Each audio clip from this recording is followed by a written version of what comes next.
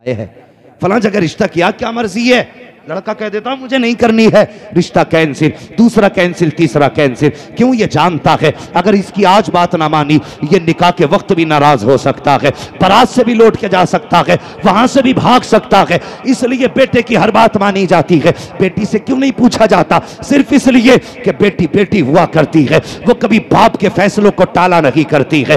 बाप जब रिश्ते करके आता है कभी बेटी ये नहीं कहती है अब्बा बता तो सही जिसके हाथ में हाथ देने का फैसला किया है उसका रंग गोरा है या काला है, जिसके साथ तूने मेरी जिंदगी का बंधन जोड़ा है बता वो शराब पीता है कि जुआ खेलता है। कभी बेटियां ये नहीं पूछा करती है ए बाप जिसके साथ मेरी जिंदगी का फैसला किया है बता तो सही वो काना तो नहीं है, लूला तो नहीं है, लंगड़ा तो नहीं है। और कितने रिश्ते ऐसे भी हुए हैं कि बेटियां तो बीए पास हैं लेकिन लड़के गूंगे थे। जब निकाह पढ़ाने की बात आई, जब बेटों से इजाजत की बात आई तो कुछ बोल ना सका। जब मौलवी इजाजत लेने गए बच्ची ने साइन किए, राइटिंग देख के कहा बेटी क्या तू पढ़ी लिखी है? बच्ची ने कहा बीए पास हूं। कहा बता तो सही अगर बीए पास है तो तूने गूंगे से रिश्ता क्यों कर लिया? इसके साथ जिंदगी कैसे गुजारेगी?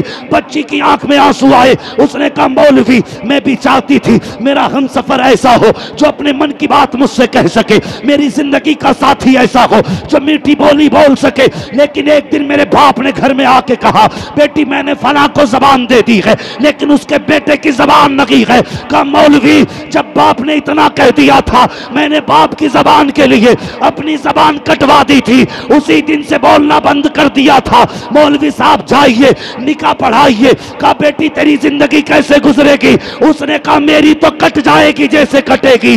अगर बाप की इज्जत चली गई तो ना बेटी जिंदा रह सकती है ना बाप जिंदा रह सकता। नारे तकबीर, नारे रिसालत, उलमाए अहले सुन्नत मसलके आला हजरत। सोच समझ के फैसले किया करो बेटियों के, पूरी जिंदगी का साथ होता है। हमें पता है कितनी बेटियां रोती हैं, हम जानते हैं कितनी बेटियों की आंख में आंसू होते हैं, कितने लोगों की बेटियां इस वक्त ऐसे जिंदगी गुजार रही हैं कि लोग कांटों पे इतनी मुश्किल से जिंदगी नहीं गुजारते। खुदा के वास्ते बेटियों के फैसले सोच समझ के करना, सोच समझ के फैसले करना। आज एक रस्म चली आ रही है बेटियों के गले काटने की रस्म। मैं ये नहीं कहता बेटी ने सही किया या गलत किया, किसी के साथ अगर उसका ताल्लुक था, मैं इसकी हिमायत नहीं करता कि किसी की बेटी किसी के साथ बाप की इज्जत उछाले। सबसे मनहूस है वो बेटी जो बाप की जिल्लत का सबब बनती है। ऐसी बेटी से कोई हमारा लेना देना नहीं, लेकिन बापों से भी गुजारिश है अगर आपकी बेटी आपके उसूल के खिलाफ हैं तो गला काटने का हक आपको नहीं है। ये जिंदगी खुदा ने दी है तो लेने का हक भी उसी को है। तुम्हें किसी की जान लेने का हक नहीं है। अगर ऐसा करोगे तो जहन्नम में जलोगे। खुदा के वास्ते ये जो बड़ा जुर्म खुल गया है, एक जुर्म के बाद दूसरे जुर्म का दरवाजा खुला, कई बेटियों की गर्दनें बापों ने काटी। खुदा के वास्ते ये तस्वीर जमाने को ना दिखाओ कि इस्लाम के मानने वाले इतने कट्टर दिल होते हैं। तुम्हारी एक गलती पूरे मजहब को बदनाम कर सकती है। हां अगर तुम्हारी बेटी से नहीं बनती, अगर वो राजी है निकाह कर दो, कभी सूरत मत देख, ये कर सकता है, मगर खुदा के वास्ते किसी की जान ना लेना, किसी की जान ना लेना। यह पढ़ते जा रहे हैं, लेकिन बेटियों से भी हाथ जोड़ के गुजारिश है जब तुम्हारे कदम बहकने लगे तो बाप की टूटी जूती देख लेना और सोचना इसने अपनी टूटी जूती में 10-10 पैबंद लगाए लेकिन कभी तेरे सर का दुपट्टा नहीं उतरने दिया।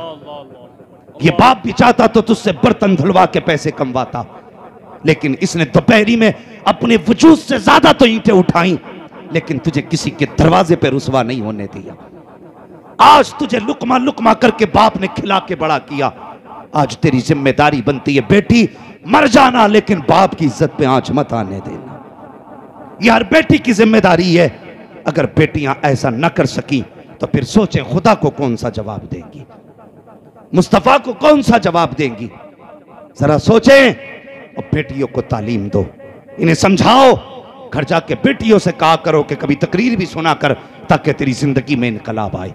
हमने इतनी बड़ी एलसीडियां लगा रखी हैं, रिमोट पड़े रहते हैं, चैनल पे चैनल बदले जा रहे हैं, नाटक तमाशे देखे जा रहे हैं। खुदा के वास्ते बेटियों को कनीज़े फातिमा ज़हरा बना लो, सैयदा फातिमा ज़हरा के किरदार की किताबें दे दो, ताकि ये सीखें कि औरत को और बेटी को कैसे होना चाहिए, किस तरह रहना चाहिए। बेटियों, तुम्हारी इज्जत इतनी भी सस्ती नहीं है जो टकों के ऊपर बेच दी जाए, इतनी भी सस्ती नहीं है कि लोग गाड़ियों की लालच में तुम्हारी इज्जत के सौदे कर दें, इतनी भी सस्ती इज्जत नहीं है तेरी कि कोई सोना दिखा करके तेरी इज्जत लूट के ले जाए। तुझे पता है तेरी इज्जत कितनी कीमती है, कितनी कीमती इज्जत है, खुदा की कसम सोच भी नहीं सकती। मुस्तफा फरमाते हैं, ए काबे तेरी इज्जत अपनी जगह है, लेकिन मेरे उम्मत के मोमिन की इज्जत भी अपनी जगह अलग मकाम रखती है।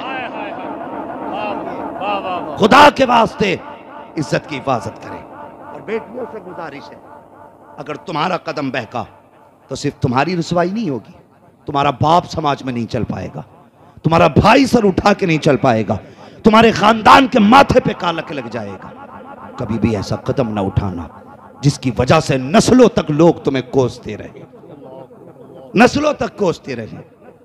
जी क्या हो रहा जी, आज तो कोई बात नहीं, अब तो ये जदीद दौर आ गया, क्या बोलते हैं इसको, इंग्लिश में कोई जुमला बोलते हैं लोग, मॉडर्न दौर है कि लड़की लड़के अपनी मर्जी से मिल रहे हैं। हाँ, जाकर के देखो शर्म आती है जब किसी कैफे के अंदर एक बुर्के वाली बेटी किसी बेगैरत के साथ होती है, शर्म आती है जब नकाब पहनने के बाद बच्चियां पार्कों में जाके घूमा करती हैं। और तुमसे भी गुजारिश है, जब बच्चियां स्कूल निकला करें उनके मिनट मिनट का ख्याल रखा करो, किस वक्त कहाँ जाती हैं ये पता रखा करो, कभी बिना मर्जी के अचानक में स्कूल जाकर के चेक कर लिया करो। हमारी वही बेटी आंखें फोड़ जाती हैं जब बाप कहते हैं मुझे बेटी पे बड़ा विश्वास है, हमारी बेटी गलत कदम नहीं उठाएगी। और मुझे बता तो सही, तुझे बेटी पे इतना विश्वास है जिस पे आंखें बंद करके एतमाद किया जाता है, वही बेटियां बाप के मुंह पे काली पोत के जाया करती हैं। बेटियों को समझा के रखा करो, इनके एक एक मिनट का ख्याल रखा करो। कसम खुदा की तुम्हें यह डिग्री प्यारी है जो एमए कराएगी, MBBS बनाएगी, यह डिग्री नहीं पूछी जाएगी। अगर कयामत में पूछी जाएगी तो मुस्तफा जाने रहमत की गुलामी की डिग्री पूछी जाएगी। नारे तकबीर, नारे रिसालत, उलमाए अहले सुन्नत मसलके आला हजरत। हाँ, अल्लाह तौफीक दे, बेटियों की हिफाजत करो। सबसे मुश्किल मसला इस वक्त का है तो बेटियों की हिफाजत है। जालिम हमारे बच्चों को, बेटियों को ऐसे नजरे गाड़ के देख रहे हैं जैसे भूखा कुत्ता मरे ढोर को देखा करता है। बचाओ अपने घरों की इज्जत है, चैलेंज है तुम्हारे लिए। हां, अगर समझते हो हुजूर को कयामत में मुंह दिखाना के तो इंतजाम करो। बेटियों को समझाओ, 5 मिनट बैठाओ। पूरे घर का निजाम भी तो तुम ही चलाते हो ना। घर में किस दिन क्या बनना है, मेहमान आए तो क्या होगा, कहां बैठाएंगे, कहां लेटाएंगे, क्या खिलाएंगे, क्या पिलाएंगे, सारा निजाम तुम 365 दिन का चलाते हो। एक बेटी को नहीं समझा सकते बैठा के? हो समझाइए, बेटियों को समझाएं और उन्हें बताएं कि हमारी शान है तू, फख्र है हमारा तू। हम कसम खुदा की उस दिन खुशी के आंसू बहाएंगे जिस दिन इज्जत से तू घर से रुखसत होगी। ये बताइए इन्हें, वरना वो लोग जो कहते हैं ना मॉडर्न दौर है और मौलवियों को तो पता नहीं क्या है, बोलने की बीमारी है। मौलवी को बोलने की बीमारी नहीं, कसम खुदा की खा के कहता हूं, आज भी साइंस वहां नहीं पहुंची है जहां मुस्तफा की उम्मत का मौलवी पहुंचा हुआ है। हाँ, दावे के साथ कहता हूं मैं, आज भी साइंस वहां नहीं पहुंची जहां हुजूर की उम्मत का आलिम पहुंच गया है।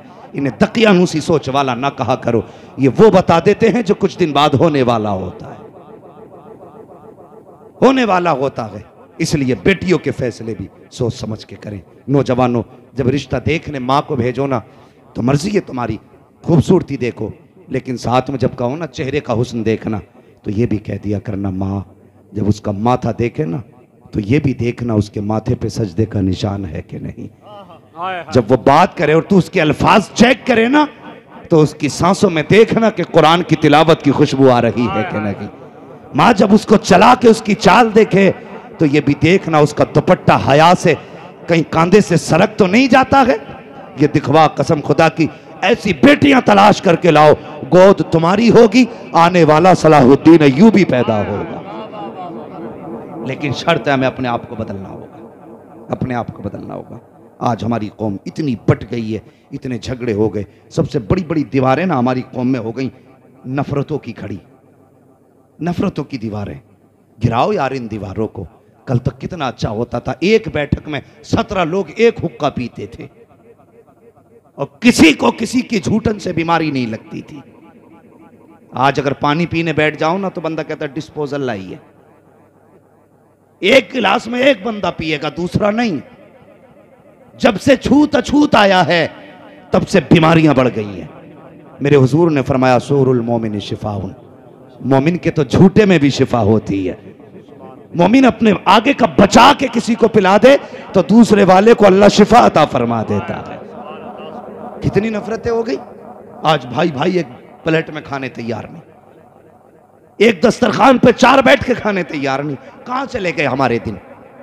दौर बदल गए। लोग कहते हैं हमने तरक्की की है। क्या खाक तरक्की की है?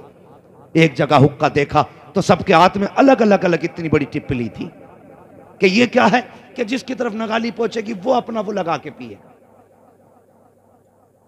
इतनी नफरतें बढ़ गई। हालात देखो हमारे, हम किधर जा रहे हैं। खुदा के वास्ते खत्म करो ये नफरतें, ये दूरियों के फासले मिटा दो और एक दस्तरखान पे बैठ जाओ, एक महफिल में बैठ जाओ। देखने वाले को पता ना चले कितने खानदानों से हैं, कितनी हवेलियों से है। एक जगह ऐसे बैठ जाओ कि लोगों को कहना पड़े खानदान तो समझ में नहीं आया, अलबत्ता एक बात समझ में आ गई, ये जितने बैठे हुए हैं सब मदीने वाले के गुलाम बैठे हुए। ऐसा किरदार क्यों नहीं बना लेते? क्यों नहीं है दिलों में जगहें? दिल तंग होते जा रहे हैं। हाँ, नीचे की बात नहीं, मिंबर के दिल इतने तंग हो गए कि कलेजे फटने तैयार हैं लोलवियों के। हाँ, अपने दिलों में जगह पैदा करो। दिलों में जब तक दिल में जगह नहीं होगी कोई भलाई नहीं होगी। दिल में गुंजाइश करो। हमारे दिलों में गुंजाइशें खत्म हो गई। अल्लाह माफ करे, ये जितने बैठे कोई भाई वाला है कोई बहन वाला है कि नहीं? यकीनन अल्लाह करे हर भाई की कोई ना कोई बहन जरूर हो। इसलिए कि हम ये भी जानते हैं जिस घर में बहन नहीं होती वो घर घर नहीं कब्रिस्तान लगा करता है। जिस घर में बेटियां नहीं होती वो घर मैदान लगते हैं। अगर बेटा एक भी ना हो, अल्लाह 4 बेटियां दे देना तो वो घर कसम खुदा की चमन नजर आया करता है, चमन नजर आया करता है। जवान भी बैठे, बूढ़े भी बैठे, बच्चे भी बैठे। सबसे एक गुजारिश है, मुझे बताओ बहन से ज्यादा प्यार करने वाला कोई देखा है? कोई देखा है बहन से ज्यादा प्यार करने वाला? बीवी तुम्हारे लिए जी भी सकती है, मर भी सकती है, लेकिन बहन से ज्यादा प्यार नहीं कर सकती। कभी समझना है ना प्यार बहन का। अल्लाह अकबर, करबला चलो, कई लाशें मेरे इमाम उठा चुके, कई लाशें। जब इमाम बैठे ना, सैयदा ज़ैनब को ख्याल आया मेरा हुसैन अकेला बैठा होगा, चलो ज़ैनब चल के कम से कम भाई के पास बैठे, उसकी कुछ तन्हाई तो कम होगी। ये सोच के खेमे में आई ना, मेरे इमाम गर्दन झुका के बैठे थे। जब देखा हुसैन का चेहरा, बहन कहने लगी भैया जी का नाना की एक हदीस याद आ रही है, सुने हर भाई सुने इस बात को। मेरे इमाम फरमाने लगे कौन सी? फरमाने लगी कि नाना ने कहा था कि जब मुसीबतें आया करें ना तो सदका दे दिया करो, सदका बलाओं को टाल देता है। हुसैन आज करबला में बड़ी मुसीबतें हैं, प्यास है, भूख है, गरीबुल वतनी है, लाशें हैं, दुश्मन हैं, बेसरो सामानी है, परदेसी हैं, कोई यारो मददगार भी नहीं है। हुसैन इससे भी बड़ी कोई मुसीबत होगी? कहा फिर अगर इजाजत दें तो बहन सदका करना चाहती है। इतनी बात कही, मेरे हुसैन ने बहन का चेहरा देखा, फरमाने लगे ज़ैनब सदका क्या करोगी, सब कुछ तो मदीने रह गया है। इतना सुना, बहन भी हुसैन की बहन थी, कहने लगी भाई जब जात शान वाली है तो सदका भी शान वाला होना चाहिए। आज भी ना, आज भी भाई बीमार होते हैं ना तो सदके बहनें दिया करती हैं।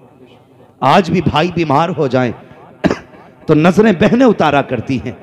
देखना जब भाई हमारा दूल्हा बनेगा ना, हाँ जनाब अली साहब ये दूल्हा बनेंगे, तो देखना बहनें इनकी नजरें उतारेंगी मैंने देखा पानी का प्याला लेके छींटे देती, क्या बात है?